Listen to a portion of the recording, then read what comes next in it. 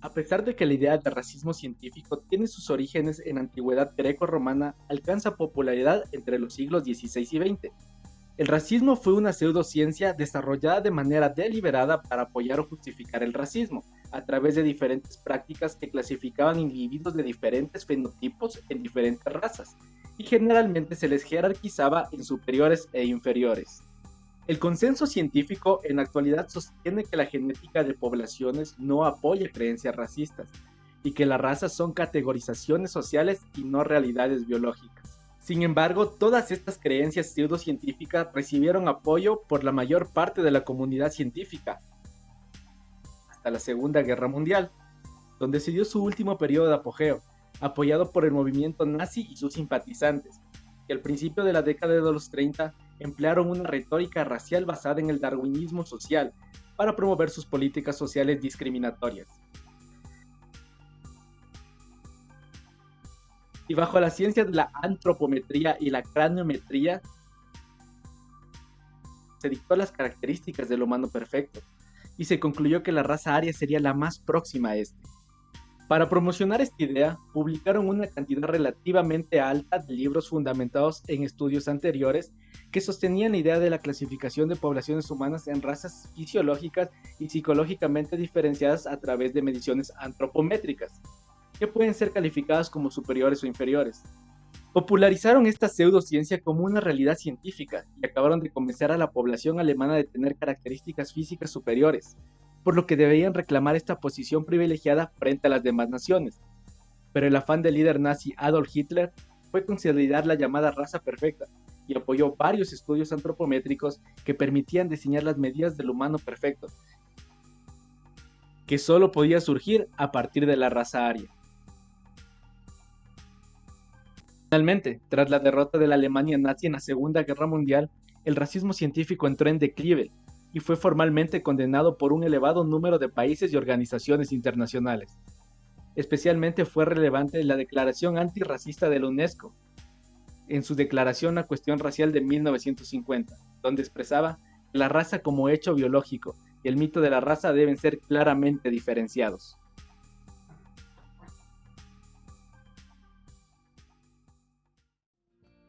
Sin duda, las diferentes mediciones tienen varias aplicaciones dentro de nuestra vida, aunque no las conozcamos y no sea tan cotidiano para nosotros. Somos estudiantes de la Universidad Central del Ecuador de la Facultad de Ciencias Administrativas y en esta ocasión les queremos presentar el caso de la antropometría. La historia de la antropometría se desarrolla en diferentes ramas científicas y en otras áreas un poco más convencionales. Tenemos principalmente el uso como una herramienta temprana de la antropología, además del uso con el objetivo de comprender la variación física humana en la paleontología y en variados esfuerzos de correlacionar los rasgos físicos con los rasgos raciales y psicológicos. Y establecemos una cronología. En el año de 1716, el médico y anatomista francés Louis Jean-Marie Daubenton, quien escribió muchos ensayos sobre anatomía comparada para la Academia Francesa, publicó su memoria sobre las diferentes posiciones del agujero occipital en el hombre y en los animales. En el siglo XVIII, el médico, naturalista y biólogo holandés Peter Camper publicó algunas conferencias que sentaron las bases de la antropometría. Además, entre sus publicaciones describe el ángulo facial, que era una supuesta medida destinada para medir la inteligencia entre varias especies. En el año de 1883, el francés Alphonse Bertillon introdujo un sistema de identificación que lleva su nombre, el sistema Bertillonese. Se basó en el hallazgo de que varias medidas de características físicas, como las dimensiones de las estructuras óseas en el cuerpo, permanecen bastante constantes a lo largo de la vida adulta. Bertillon concluyó que cuando estas mediciones se hicieran y registraran sistemáticamente, cada individuo sería distinguible.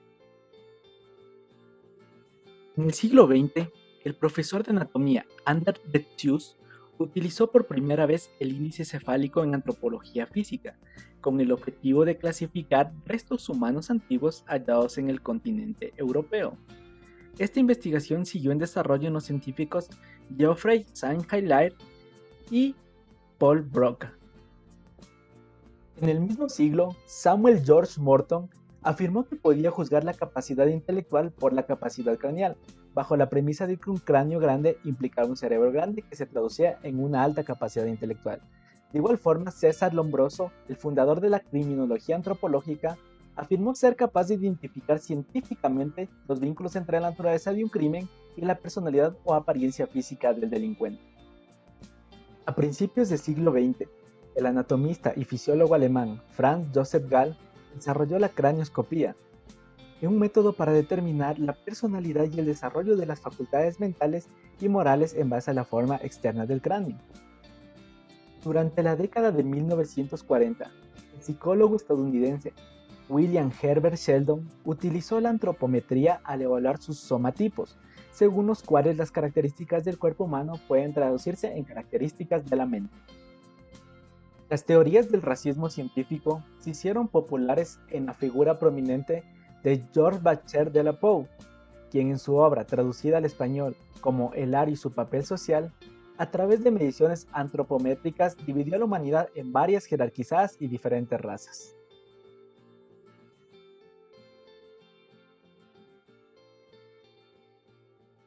En definitiva, la antropometría es una ciencia encargada del estudio de las medidas del cuerpo humano.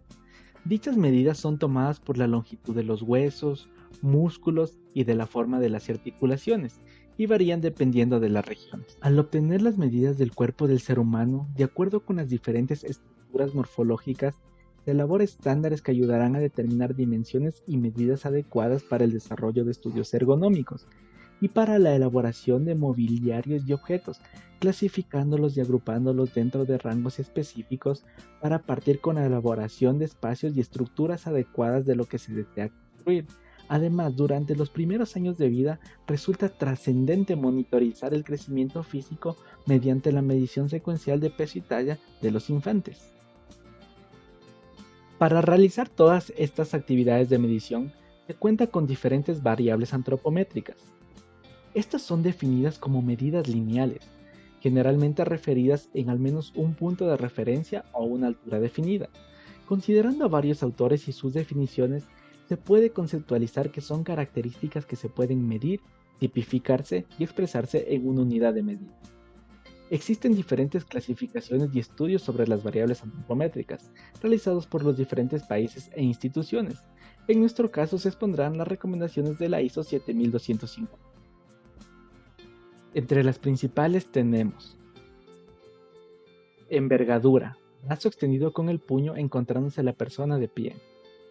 Estatura, distancia vertical desde el suelo hasta el vértex. Altura de los ojos, desde el suelo hasta el extremo interno del ojo. Altura de los hombros, desde el suelo hasta el acromión. Altura del codo, desde el suelo hasta la depresión radial del codo. Altura cervical, hasta la punta de la séptima vértebra de la columna.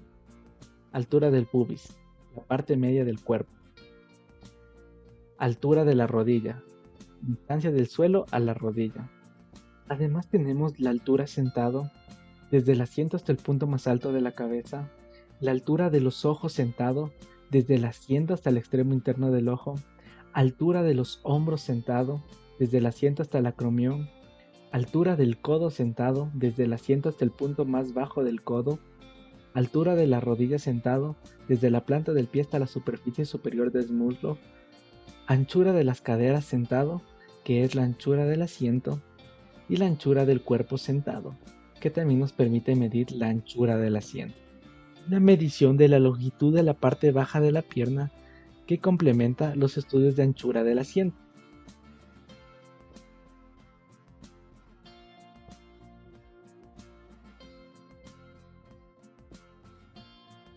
En total, según la norma ISO, son 36 variables que se proponen.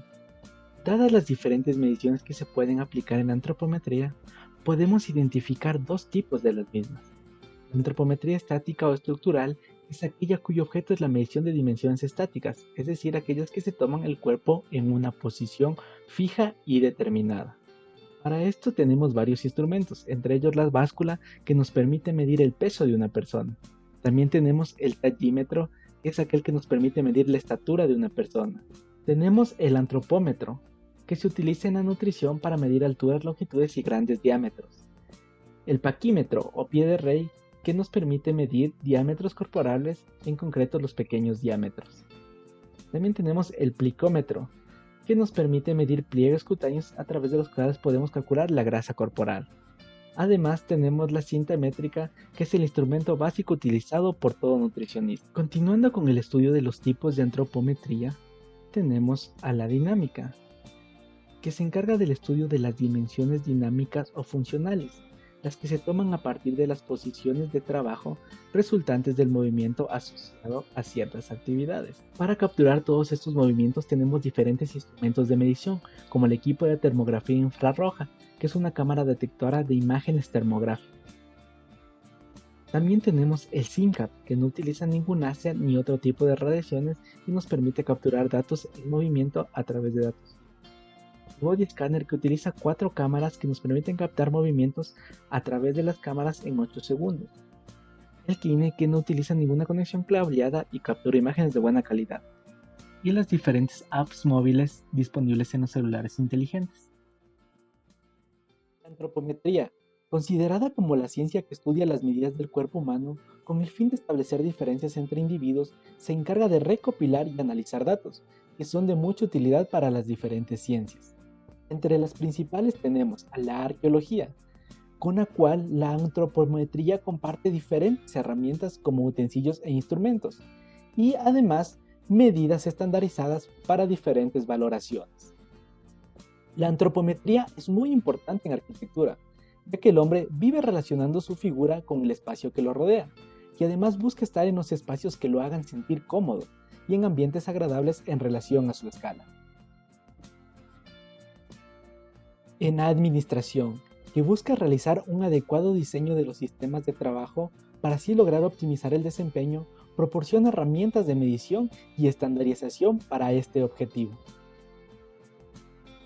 En la ergonomía, que busca modificar instalaciones, maquinarias, equipos, herramientas y dispositivos en general para adaptarles a la comodidad de las personas, se nutre de los datos que proporciona la antropometría para este fin.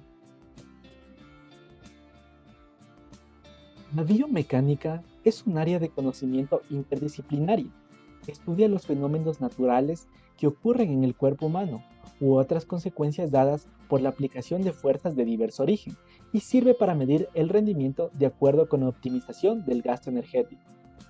Es de suma importancia tener conocimiento de las medidas antropométricas del colectivo que va a desarrollar una determinada actividad, ya sea para el diseño de los sistemas de trabajo, ya que durante el desarrollo de estos se introducen componentes relacionados con las medidas antropométricas que pueden afectar a las posturas de trabajo, los esfuerzos a realizar, los movimientos, las posiciones de mandos y diferentes señales.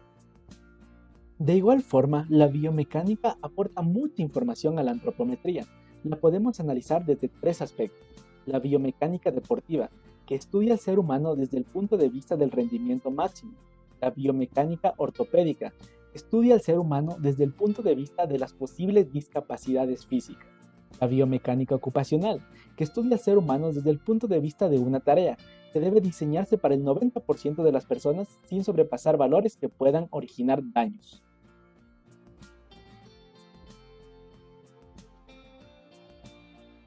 Las normas ISO aplicables a la antropometría. Las normas ISO se encuentran inmiscuidas también en términos antropométricos, estableciendo criterios de unificación y estandarización. Esta normativa constituye una fuente fiable de datos antropométricos, ya que se encuentran asociadas con estudios a una población determinada y perfectamente definida. A continuación detallaremos las normas ISO que tienen relevancia dentro de la antropometría. La UNEN ISO 7250 establece algunas definiciones de las medidas básicas para el diseño tecnológico. Además, proporciona una descripción de las medidas antropométricas que se pueden utilizar como base para la comparación de grupos de población. Estas medidas fundamentales se agrupan en 4 grupos. Las medidas tomadas con un sujeto de pie, como ejemplo, la estatura, la altura de los ojos, hombros, codos, etc. Las medidas tomadas de un sujeto sentado. Aquí también se indica la altura de la persona sentada, altura de los ojos, siguiendo el mismo patrón similar a las anteriores medidas. Las medidas funcionales son cuando se toma cuando una persona realiza una acción o movimiento específico, como levantar la mano. Las medidas de segmento específico del cuerpo, como ejemplo, sea la longitud o la anchura de la mano, de los dedos o cualquier otra parte específica del cuerpo. Además, esta norma define 56 dimensiones para cada una de las cuales indica una descripción, el método a aplicar y el instrumento de medida a utilizar.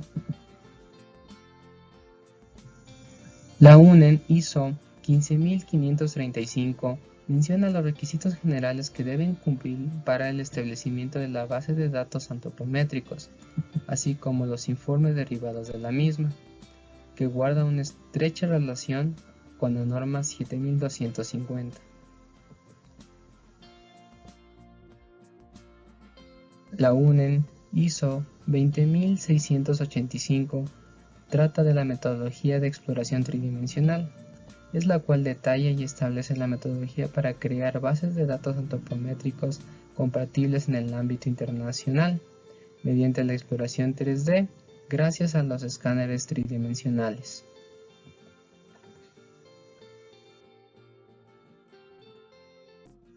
La UNEN ISO 15537, que trata de la selección de personas para ensayos antropométricos, establece el método para determinar la composición de grupos de personas cuyas características antropométricas sean representativas de la población, de usuarios potenciales de cualquier objeto específico sometido a ensayo, como aquellos productos y diseños industriales que vayan a tener contacto directo con el cuerpo humano, o dependan de sus medidas, como sean las máquinas, equipos de trabajo, bienes de consumo, espacios de trabajo, detalles arquitectónicos o equipos de transporte.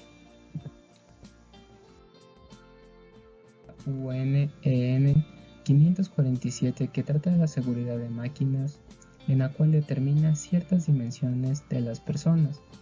Para la apertura de paso, en la cual se establecen principios para la determinación de las dimensiones requeridas para el paso de todo el cuerpo en las máquinas, permitiendo el movimiento o la entrada del cuerpo completo de una persona para realizar la manipulación del dispositivo, controlar procesos de trabajo o hacer labores de inspección. La apertura de acceso establece los principios para la determinación de dimensiones requeridas para que una persona o otro realice algún otro tipo de movimiento, como inclinarse, extender los brazos, etc. La UNEN ISO 14738 se encuentra vinculada al diseño de puestos de trabajo. Establece algunos principios a partir de las medidas antropométricas para obtener dimensiones y aplicar al diseño de puestos de trabajo asociadas a máquinas no móviles.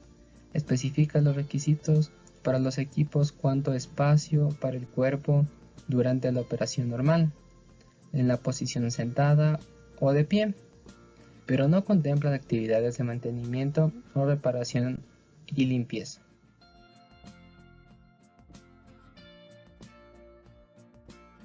Las tablas antropométricas.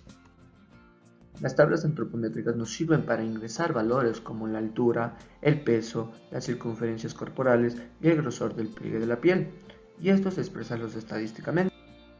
¿Qué mediciones tienen las tablas antropométricas?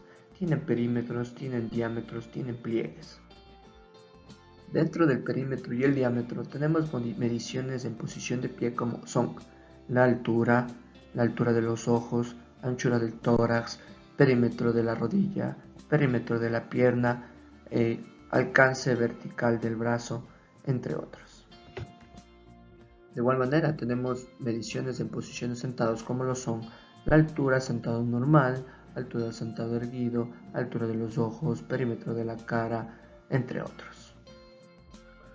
De igual manera tenemos mediciones de la cabeza, de la pie y de la mano, como lo son anchura de la cara, anchura del pie, anchura del talón, anchura de la muñeca, largura de la mano, largura del pie, largura del planta del pie, perímetro de la cabeza, perímetro metatarsial, entre otros.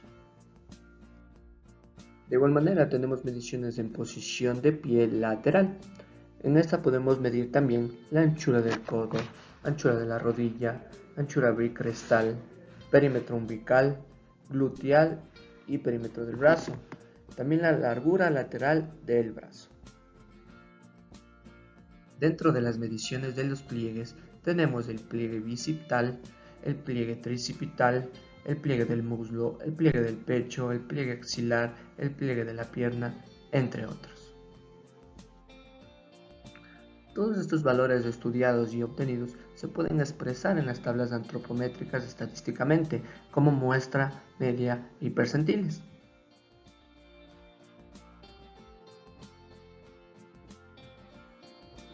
Ejemplo a nivel nacional de la antropometría. El tema es retos en la aplicación de la antropometría en el diseño de mobiliario preescolar. Para esto lo dividimos en 5 puntos de interés. El primer punto es sobre la población de estudio, que es de niños y niñas de 2 a 5 años del Ecuador, que se encuentran registrados en el periodo de educación inicial. Como punto número 2 tenemos la problemática, que no existen estudios antropométricos para la elaboración de mobiliario preescolar en Ecuador, por lo que el mobiliario que actualmente se usaría podría no ser el apropiado y traer repercusiones negativas a largo plazo, tanto en el rendimiento como en la salud.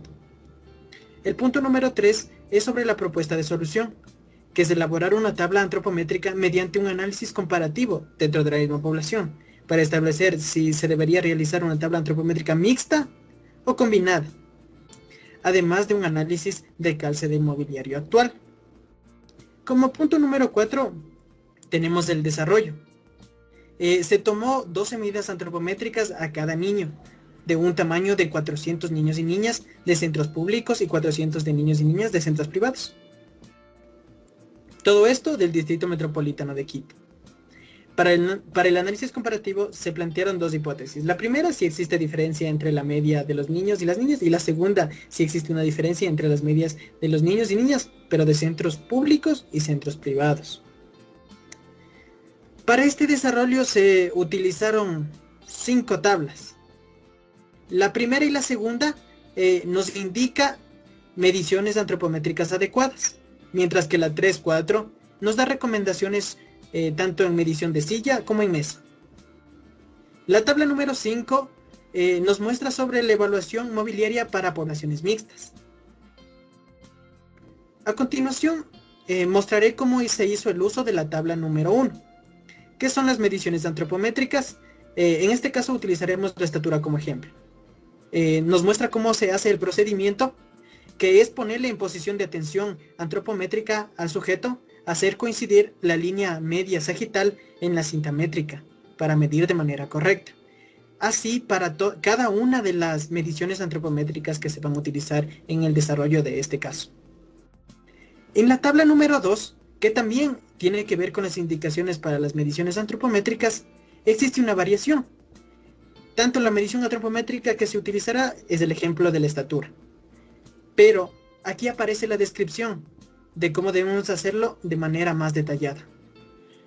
Altura máxima desde la cabeza hasta el plano horizontal de la base del suelo con la persona en posición de atención antropométrica y con la cabeza ubicada en el plano Frankfurt. Nos da un esquema y nos da la importancia. Define el espacio vertical requerido en el espacio de trabajo de pie, así como la altura mínima aceptable para evitar obstáculos aéreos como accesorios de iluminación. A continuación presentaré los percentiles recomendados para cada dimensión de mobiliario, así como la justificación para este percentil. Estas recomendaciones se presentan en la tabla 3-4 y fueron obtenidas de la UNESCO de 2001. En la tabla número 3 nos muestra recomendaciones de silla, dándonos a evidenciar las dimensiones que tenemos que tener más precaución al tomar las medidas. Las dimensiones son altura asiento-suelo, ancho asiento, profundidad asiento, altura asiento suelo superior del respaldo. También nos da los percentiles recomendados por la UNESCO de 2001, que en el primer caso sería del 5%, que es la altura plopitea mínima. También su justificación. En la tabla número 4 nos da las recomendaciones para mesa. Las dimensiones a tomar en cuenta son la altura mesa, altura cajón y los percentiles de igual manera. Nos da una recomendación que se compone de altura poplitea y la altura de codo asiento con un percentil de 5 y 95 respectivamente, además de su justificación. Y por último, tenemos la tabla número 5, en donde se observa que si la cilia, aunque las dimensiones de la altura, asiento, suelo acomoda al 100% de la población, este percentil no es el adecuado para el diseño de mobiliario preescolar, debido a que los niños más altos alcanzan a pisar el suelo, por lo que los niños de menor estatura podrían presentar problemas de circulación en las piernas, ya que se ejerce presión sobre el muslo. Dándonos como conclusión de este ejemplo, el resultado fue que no hay diferencia estadística significativa entre las medidas de niños y niñas. Sin embargo, sí se encontró diferencia significativa entre las medidas de niños y niñas de centros públicos y privados, por lo que se realizó una tabla antropométrica mixta. En cuanto al calce del mobiliario, se encontró que el mobiliario que usan actualmente los niños no es el correcto, ya que las dimensiones utilizadas en la construcción corresponden a la población de otros niños. La aplicación de las medidas antropométricas a nivel internacional. En esta ocasión se va a analizar el uso de las medidas antropométricas para el diseño de estaciones de trabajo, enfocado a las operadoras de la industria de la zona metropolitana de Guadalajara. Se ha identificado que las medidas, tanto de la maquinaria, herramientas y disposiciones en general, no eran adaptables a las operadoras.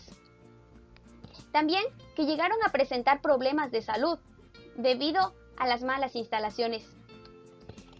La baja productividad se reflejó, ya que tendían a cansarse y a sentir incomodidad, para lo cual los empresarios y los gerentes de esta zona metropolitana de Guadalajara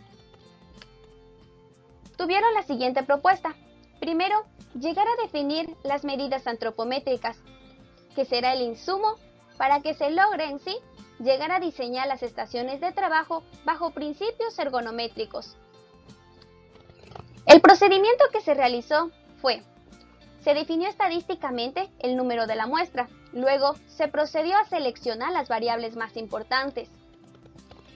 Por consiguiente, se llegó a obtener las medidas de las operadoras elegidas aleatoriamente, utilizando correctamente los instrumentos antropométricos. Y también a calcular la media, la desviación estándar y percentiles necesarios para el análisis. La recolección de datos se basa en dos enfoques. El primero, de manera local, de toda la zona metropolitana de Guadalajara. En este caso se seleccionó a la fábrica y ensamble de plásticos, con una muestra de 26 operadoras, que estuvo a cargo del Dr. Rocío Ávila, junto con su equipo de trabajo, quien tiene un currículo destacado, dado que ha sido el investigador central de la Universidad de Guadalajara, tanto en arte, arquitectura y diseño. Por otro lado tenemos lo que es el estudio antropométrico a nivel nacional, donde se estudió a las mujeres mayores de 18 años, a las trabajadoras de maquila, como también a las operadoras de autotransporte e industria del calzado o zapatos. Esto estuvo bajo la responsabilidad del doctor Enrique de la Vega, quien es el fundador de la Sociedad de Ergonométricos de México, muy destacado y centrado en este tema de la ergonomía,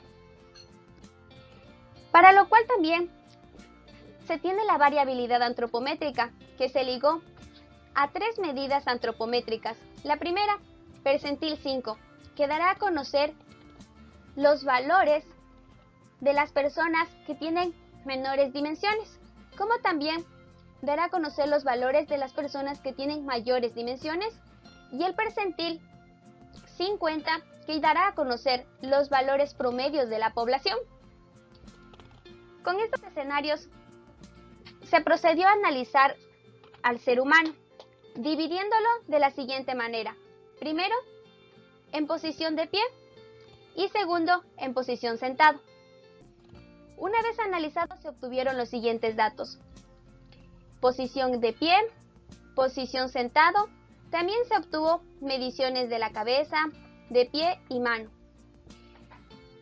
donde se manejaron las tres medidas antropométricas, 5, 50, 95 percentiles, bajo, al nivel local y al nivel nacional de México. Ante esto, se llegó a tener una unificación de las variables más importantes, donde se llegó a calcular la media, la desviación estándar y los percentiles, 5, 50 y 95. Con estos datos se procedió a hacer el siguiente análisis. Hablando de la altura, se observa en la imagen que 3 puntos están fuera de la caja del percentil. Por ende, hablando de temas de estaciones de trabajo ergométricas, pues se desea que el personal visualice y se le haga cómodo coger cualquier objeto, para lo cual se recomienda que el percentil sea de 95, ya que llega a conformar el 90% de la población. Dado que si nos vamos al extremo de los más altos, se perjudica a la población pequeña, ya que no tendrán dificultad de alcanzar gran cantidad de objetos. Se hizo así cada una de las variables del análisis bajo los siguientes principios ergonométricos. Hablando de la altura de la cabeza, se considera en este caso a las personas más altas. Altura de los hombros. Se evita que sobrepase la altura del hombro. Altura del codo. En este caso, se tiene que la altura del codo tiene que estar por debajo. Y si es en situaciones forzadas que se requiere de mayor fuerza física, se recomienda que sea por debajo del codo 5 o 10 centímetros menos, con la finalidad de poder utilizar los brazos completos e inclinar un poco el tronco y así poder utilizar mejor la fuerza y evitar lesiones y problemas de salud. Alcance de brazo. Aquí se observa dos escenarios. El primero, cuando vamos a coger un objeto de arriba, se considera aquí a la población más pequeña. Y el segundo escenario, cuando se quiere obtener objetos de abajo, se considera a la población más grande, con la finalidad de que todos estén al alcance de los objetos, sin dificultad alguna. Luego tenemos la longitud de la pierna. Aquí se considera a las personas que disponen de piernas más largas, ya que para la población más pequeña se tendería a ajustar la silla, ajustar el asiento o también a poner un apoyo sobre los pies para evitar problemas de salud. En base a lo que se refiere a la anchura de la cadera, pues en este caso se considera a las personas que tienen las medidas más grandes. Después de todos los análisis, pues como producto se tiene la tabla antropométrica en este caso para toda la zona metropolitana de Guadalajara, enfocado a las mujeres. Ya, aquí tenemos de las variables más importantes el resumen de las tres medidas antropométricas, 5, 50 y 95, de las operadoras de la industria metropolitana de Guadalajara. Bueno, ante esta realidad se llegó a analizar las medidas que cumplían los estándares analizados, pues se conservaron, pero las que no, se procedió a hacer las siguientes rectificaciones. Primero, la altura máxima para ubicar los objetos tiene que ser de 1,68 metros, bajo el criterio del percentil 95, ya que tendían a ser muy altas y mayor parte de la población se quedaba sin obtener aquellos objetos y perdían tiempo. Luego, la altura de contenedores pequeños tiene que ser de 1,30 metros.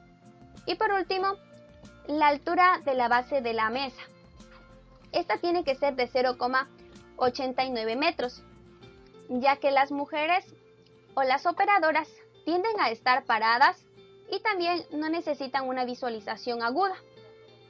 Se recomienda que al realizar un ensamble de la mesa, primero se estudie la población, se conozca cuáles son sus variables, tanto de edad, sexo y el lugar en el que se va a trabajar, con la finalidad de que se estructuren instalaciones de trabajo adecuadas a las personas quienes las utilizan diariamente, ya que al realizar esto se disminuyen los problemas de salud, se aumenta la productividad y por ende, si hablamos en temas económicos, la empresa llegaría a ser más rentable.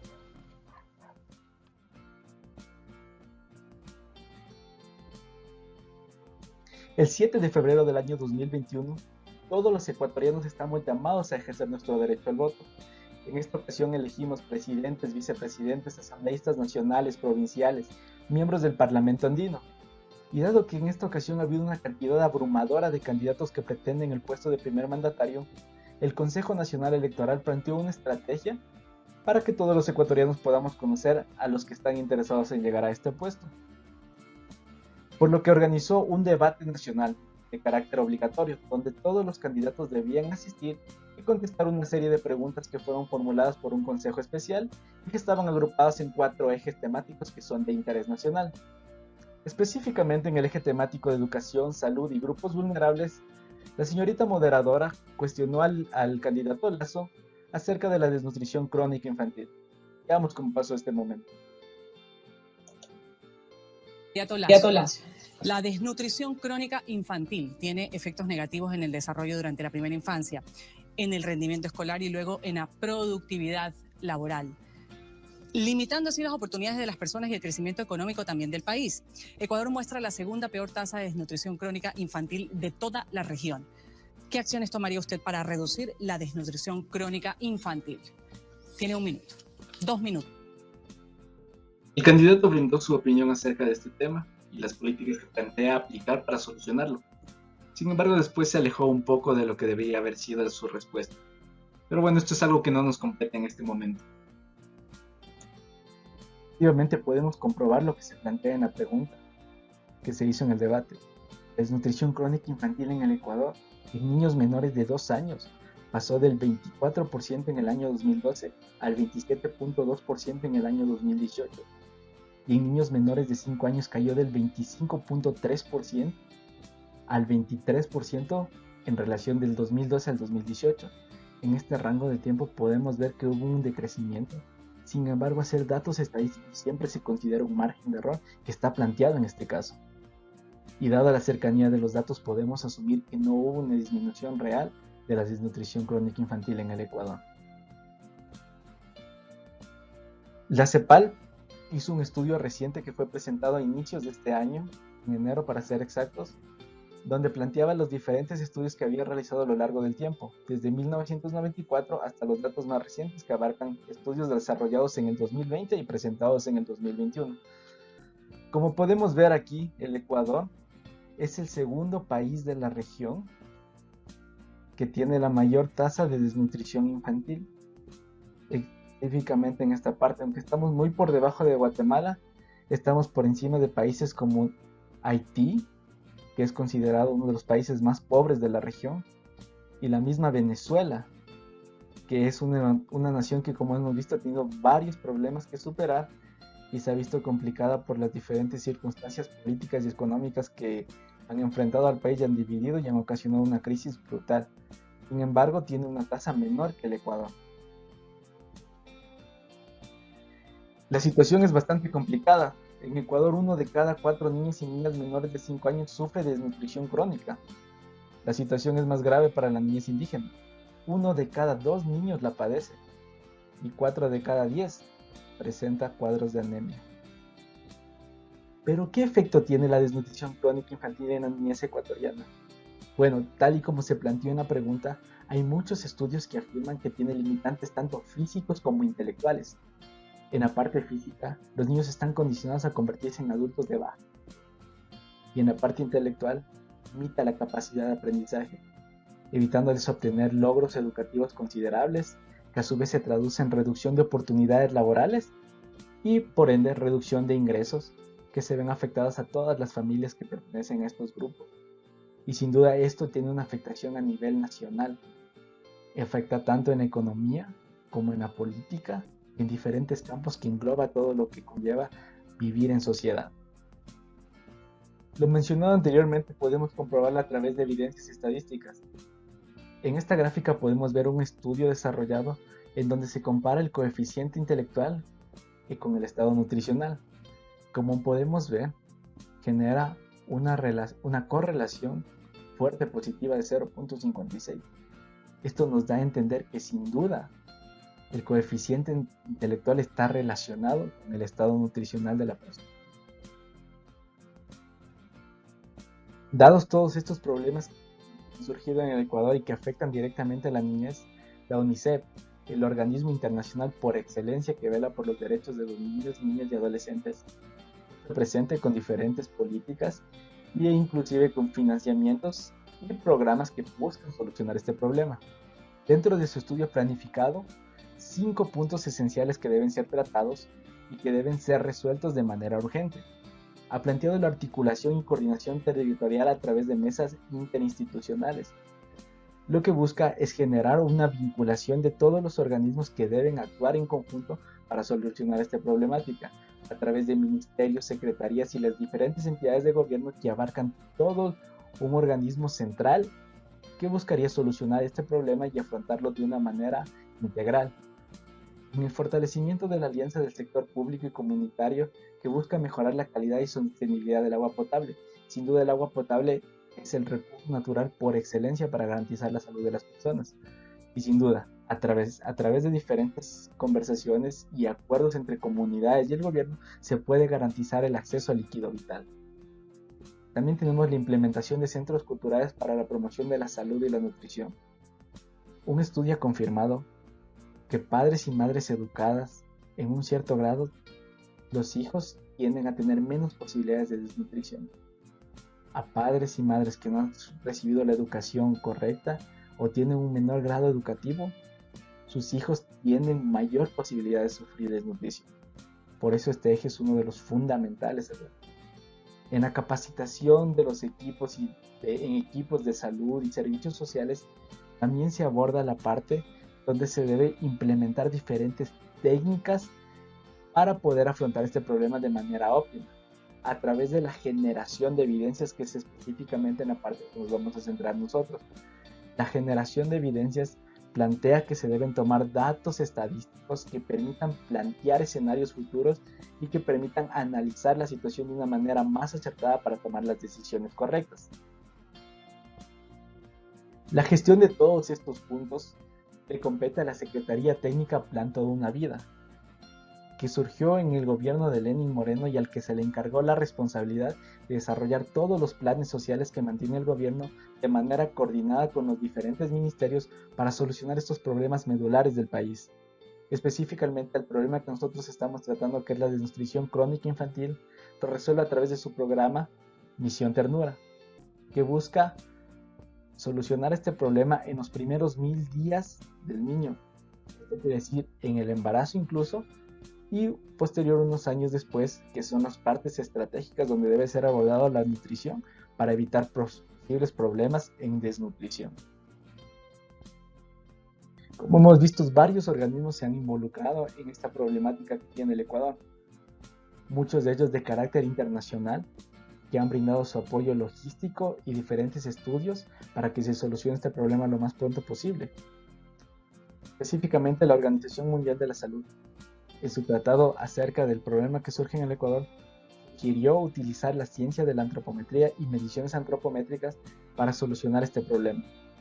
Específicamente, como habíamos mencionado en la parte de generación de evidencias, levantar la información necesaria para tomar decisiones a través de mediciones antropométricas que nos permitan trazar escenarios futuros, es decir, evaluar a las diferentes poblaciones con métodos bastante sencillos que nos brinda la antropometría. Según la OMS y el estudio que hemos realizado nosotros como grupo, podemos concluir que esta es de las formas más accesibles de evaluar el estado nutricional en los niños, dado que es una técnica no invasiva, súper sencilla de aplicar, es rápida y sobre todo es económica. Dado la situación en la que se encuentra el país, sería complicado aplicar una campaña demasiado costosa porque no contamos con los recursos para hacer eso. Además, el material utilizado es de fácil transporte. No se necesita grandes vehículos que puedan llevar estos materiales. Simplemente se necesita que sean unos vehículos adecuados para que puedan llevar al personal y el personal pueda a su vez llevar estos materiales que también son bastante duraderos, no tienden a ser afectados por alguna situación que les puedan dañar o se vean desgastados muy rápidamente con el tiempo. Además, el entrenamiento para el personal que se encarga de tomar estos datos a través de las mediciones antropométricas no es nada complicado. Con una capacitación bien dirigida y centrada en puntos claves, el personal estaría listo para aplicar todas estas mediciones antropométricas, además que como ya habíamos visto se puede contar con los materiales necesarios. Y específicamente la antropometría se centra en el levantamiento de información y generación de evidencias de poblaciones grandes. En este caso, la población más afectada en el Ecuador es la rural. Esto quiere decir que es una población de difícil acceso porque muchas de estas personas viven en comunidades bastante alejadas. Y la antropometría juega un papel importante, dado la facilidad de transporte de todos los materiales que se necesitan para realizar estas mediciones, además de la facilidad de aplicar las diferentes medidas. Se puede trazar diferentes escenarios a través de la antropometría y evaluar a todas estas comunidades que muchas veces no tuvieron acceso a estudios tan completos de la parte de desnutrición. Entonces, es una herramienta fundamental dentro del estudio de población. Pero, ¿qué podemos medir a través de la antropometría? ¿Qué mediciones podemos aplicar a la población? Tenemos el bajo peso para la talla. Este es un indicador de desnutrición aguda. Es independiente a la edad. Esto lo convierte en un indicador muy útil, al menos en aquellos contextos en los que la edad es desconocida o es dudosa. Se caracteriza por una delgadez extrema, resultante de una pérdida de peso asociado a periodos de pérdida de nutrientes de corto y mediano plazo. No abarca periodos largos de tiempo. Es más bien al corto y al mediano plazo. Esto nos da una relevancia importante porque son cuestiones que se deben tratar de urgencia. No se puede dejar perder el tiempo porque podrían generar daños ya irreversibles. Tenemos la baja talla para la edad. Esta es una evidencia de desnutrición crónica, lo que implica un déficit alimentario que se ha mantenido durante un largo periodo de tiempo. Aquí hacemos una diferenciación al índice anterior que revisamos, que era de corto y mediano plazo. Este sin duda considera tiempos prolongados, que dan como resultado una talla inferior a los límites normales de variación por edad. Este tiene sin duda consecuencias negativas que pueden afectar al desarrollo intelectual. Este indicador además refleja la historia nutricional del sujeto y permite trazar escenarios bastante claros de cómo va su desarrollo. También tenemos el bajo peso para la edad, que es considerado un indicador de desnutrición global. Este está estrechamente asociado a la mortalidad de niños menores de 5 años. Por eso esta tasa se utiliza como el principal indicador de progreso en el bienestar infantil, que es de las principales que considera el UNICEF para evaluar las diferentes poblaciones y ver cómo se encuentran en cuestión de nutrición. Tenemos el perímetro del brazo a nivel mesobraquial. Esta es una técnica que ha ganado popularidad dentro de las situaciones en donde existen poblaciones de riesgo, poblaciones que han sido afectadas por guerras, eventos catastróficos, dado la facilidad en la que se toma y el aporte de datos que nos genera, porque a través de una medición, como podemos observar en el gráfico, se pueden evaluar diferentes criterios de nutrición. Esto ha facilitado a diferentes entidades internacionales que han ido a zonas de guerra a evaluar a la población infantil, ya que no se dispone de básculas o otros instrumentos que permitan tomar peso o estatura. Solo con una medición del brazo se puede tener características bastante acertadas y las condiciones en las que se encuentra de nutrición o desnutrición. Tenemos también el índice cefalobraquial, que es un complemento de la técnica anterior, aunque puede trabajar también de manera independiente y permite obtener otros datos adicionales de los que se obtienen con la técnica anterior. Pero dado la complejidad de ciertas características que se deben tomar, no es muy empleado, aunque esta medición nos da también algunas características que muchas otras técnicas de medición no nos ofrecen. Para culminar la presentación quería hablarles del índice compuesto de fracaso antropométrico, que es una categoría que se agregó como índices antropométricos habituales. y consta con 7 combinaciones en diferentes categorías. Esto propone una medida agregada para poder ponderar la desnutrición como alternativa a las evaluaciones independientes que se realizan. Es decir, este permite reducir el margen de error de las mediciones antropométricas. Muchas veces se realizaban mediciones y se consideraba diferentes niños en categorías que no eran las adecuadas para ellos, ya sean de desnutrición, nutrición baja, crónica y diferentes cuestiones que se manejan. Entonces este índice permite reducir esos errores que se cometían. Cometer uno de estos errores podía clasificar a un niño en un grupo que no era y la atención demoraría en llegar, lo que complicaría su situación. Con esto finalizo mi presentación acerca de la antropometría como una alternativa de mejora al país. Antes de dar un pequeño resumen donde se plantea que a través de la Secretaría Técnica Plan Toda una Vida, que debe desarrollar diferentes programas para solucionar el problema de nutrición crónica infantil en el Ecuador, y a través de la misión Ternura, que busca atender los primeros 1000 días desde la concepción, se deberían aplicar herramientas antropométricas dado la facilidad de su aplicación y los beneficios económicos que también generan, es decir, esto es de bajo costo. Es por ello que consideramos como grupo que esto sería una alternativa muy viable para que todos los estudios que se realicen, principalmente en generación de evidencias, levantamiento de información y el trazar escenarios futuros para evaluar a todos los niños que sufren esta condición, se debería usar esta herramienta, además de las diferentes cuestiones y las colaboraciones en diferentes ministerios y todo lo que conlleva realizar un plan que es de alcance nacional. Les agradezco por su atención y espero puedan considerar este tema para ser debatido más adelante.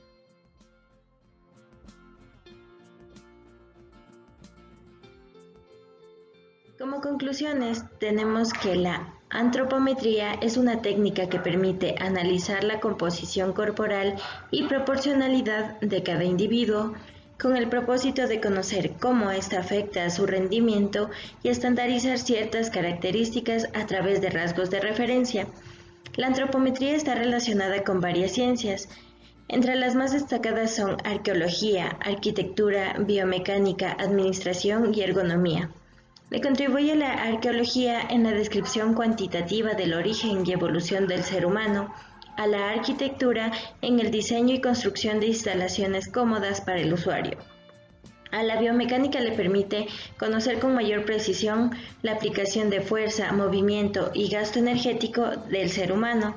Y por último, se conoce que su aporte con la ergonomía es indispensable, dado que permite calificar si las instalaciones, maquinaria, equipos, herramientas y dispositivos en general utilizados por el personal son adecuados para la salud y el desempeño laboral. Al analizar la aplicación de la antropometría a nivel nacional e internacional, se identificó que es impredecible la elaboración y actualización de tablas antropométricas en cada país, ya que la adaptación de medidas antropométricas extranjeras repercute en la salud y desempeño laboral de cada ser humano. La antropometría es una herramienta relevante en el análisis de los niveles de desnutrición de una población, dado las facilidades que brinda, ya que es poco costosa, emplea instrumentos de fácil acceso y movilización y además puede ser implementada en los planes de salud y en cortos periodos de tiempo. Para finalizar, se les va a mencionar algunas de las recomendaciones que se obtuvo al concluir dicha investigación. Entre estas se tiene que se debe investigar la diferente terminología que tiene dicho tema, que es la antropometría, puesto que esto va a facilitar a tener un mayor conocimiento y vasto del mismo. Además, que antes de ensamblar un objeto o maquinaria de trabajo se debe tener claras las diferentes poblaciones a las que ésta está destinada, o de por sí a los factores, ya sean edad, sexo, raza, lugares de trabajo, entre otros, con el fin de contar con la base de datos que permiten conocer las diferentes dimensiones mínimas, promedias y máximas a considerar para obtener un diseño flexible y a la vez de la variabilidad humana. Otra de las recomendaciones que se les puede mencionar es el implementar un sistema que permite la constante actualización de las medidas antropométricas, puesto que esta es una poderosa herramienta para el adecuado diseño y dimensión y espacios para el hombre. Además, que se podría implementar a la antropometría como una herramienta para los fines de generar el levantamiento de información y así poder obtener y trazar estrategias adecuadas para la solución de los problemas y a la vez que sean estos relacionados con la nutrición humana.